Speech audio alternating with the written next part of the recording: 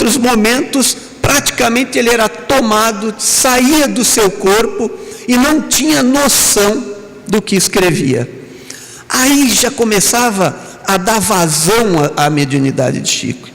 E aí ele começa então a receber poetas como Casimiro Cunha, Casimiro de Abreu, Augusto dos Anjos, Olavo Bilac, nosso Dom Pedro de Alcântara, e aí ele começa a dar nomes, até que em 1931,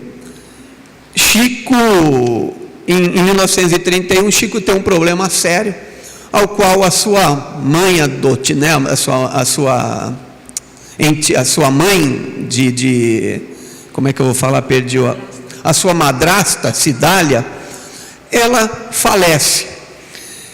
E Chico tem um problema, porque ele começa a cuidar dos 14 irmãos. Cidália falece e fica para ele a responsabilidade de cuidar. E fica muito difícil ele lidar com tudo isso, até que Emmanuel aparece para ele. Então, no final de julho, 31 de julho de 1931, Chico, que estava tão cansado de todo o trabalho mediúnico, trabalho material, ele se recolhe até um açude perto da sua casa, onde ele às vezes fugia para conversar com Deus, e numa dessas conversas ele é interrompido por uma cruz de luz que chega até ele, se apresentando então como Emmanuel. E aí Emmanuel pergunta para ele: como é, você está disposto a trabalhar em prol da mediunidade? Aí Chico fala: lógico, sim, desde que os espíritos não me abandonem.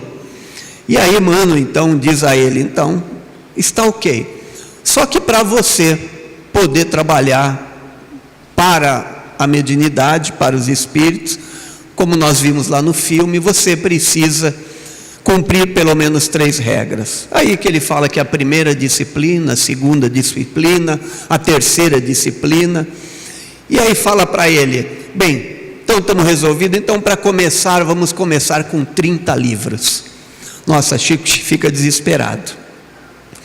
E aí, logo 3 meses depois, vai ao prelo o primeiro livro de Chico, Parnaso de Além Túmulo.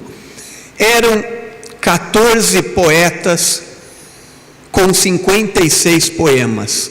E cada poeta, psicografando as poesias no mundo espiritual, falando da doutrina dos espíritos, falando da vida após a morte. Isso vira um escândalo. Porque, por incrível que pareça, todo mundo queria saber como é que um jovem poderia escrever a lemanière, a maneira daqueles espíritos. Então Chico foi muito questionado com tudo isso. Que jovem é esse? E aí começam as críticas, inclusive Humberto de Campos, no que trabalhava no jornal Carioca, Humberto de Campos, que fazia parte da Academia Brasileira de Letras, era um jornalista famoso, escritor famoso à época, que vivia dos direitos autorais dos seus livros. Então faz um comentário no jornal, dizendo: incrível, como eu posso ver os traços de fogosidade, de alegria em Casimiro Cunha, a voz tênue, forte em Castro Alves, o lado filosófico em Augusto dos Anjos. Bem, se esse rapaz tem a capacidade de escrever a maneira desses espíritos, devemos ficar preocupados, porque daqui a pouco eles vão querer receber os direitos autorais. E nós que estamos encarnados, já é tão difícil receber os direitos autorais.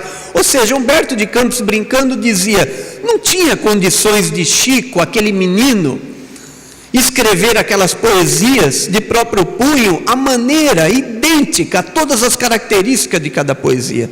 Então isso gerou na nossa sociedade um confronto terrível.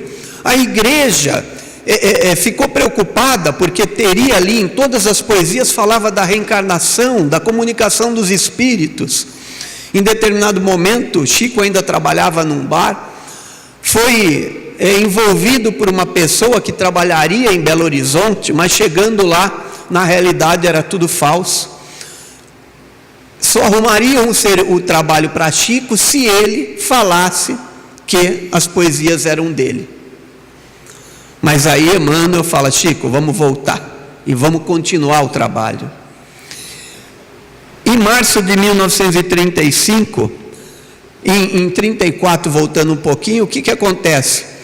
Humberto de Campos, que havia feito as críticas no jornal, ele desencarna em 5 de dezembro de 1934. E 3 meses depois, em sonho, aparece para Chico. Chico está lá, em sonho, andando em um determinado lugar, e no meio da multidão aparece Humberto de Campos para ele, cumprimenta-o e pergunta: você que é o rapaz do Parnaso de Além Túmulo? E aí Chico diz que sim. Bem, era o primeiro sinal de que Humberto de Campos voltaria a conversar com Chico.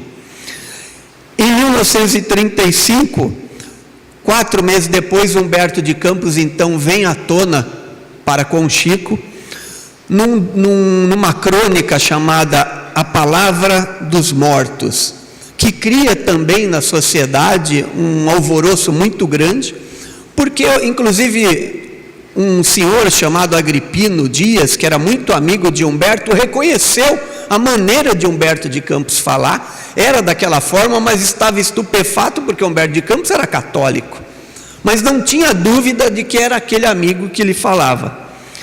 Bem, em maio de 1935, aí sim, a coisa começou a ficar preocupante, porque com Humberto de Campos, que era jornalista, fazendo crônicas do mundo espiritual, um companheiro dele, agora só que do jornal O Globo, chamado Clementino Alencar, resolve desmascarar Chico. E sai do Rio de Janeiro e vem desesperado para Pedro Leopoldo, falando: dessa vez eu vou desmascarar esse rapaz. E chegando já na primeira noite em Pedro Leopoldo, numa sessão espírita, para surpresa de todos, Chico recebe uma mensagem que ele começa a escrever pelo lado direito. Uma mensagem de mais ou menos 14 linhas. Ele vai escrevendo pelo lado direito de uma forma que ninguém entende o que ele está escrevendo. Aí uns já começam: é árabe. Mas não era árabe, era inglês. Só que em inglês, ao contrário, para você ler a mensagem, você teria que virar a página pelo outro lado para que você pudesse lê-la. Então era a prova que Emmanuel colocou ali, dizendo: seja bem-vindo, meu amigo, você que não acredita no mundo dos espíritos, né? Está aqui a comprovação. E aí ele, não satisfeito, começa a fazer perguntas para Chico em inglês, e aí Chico responde. Ele começa a fazer, em uma noite ele leva para Chico umas 10 perguntas de economia. E aí Chico pede licença para ele: posso trazer amanhã, porque eu vou conversar durante a madrugada com os nossos amigos espirituais. As perguntas daquela, que quem já fez economia, se o produto interno bruto, mediante a ação do ouro, tudo que vocês podem imaginar do economês, Chico não tinha como entender. Bem, Chico responde, vem no outro dia, entrega as respostas. E aí, uma das respostas, quem psicografou foi o primeiro ministro de Portugal da economia de 1894, desencarnado. E ele fica analisado pelos economistas, não havia dúvida. E aí, ele pergunta, e ele ainda queria que Chico respondesse em inglês, que Emmanuel respondesse as perguntas de política. Perguntava se por acaso o comunismo seria a melhor maneira política de se organizar um país. Emmanuel responde: como é que fariam se o espiritismo era a favor da reencarnação, da queima do corpo depois da morte? Emmanuel responde. E aí no final, Clementino ainda quer a resposta em inglês, mentalmente pede a resposta em inglês, mas vem em português. Aí ele fica meio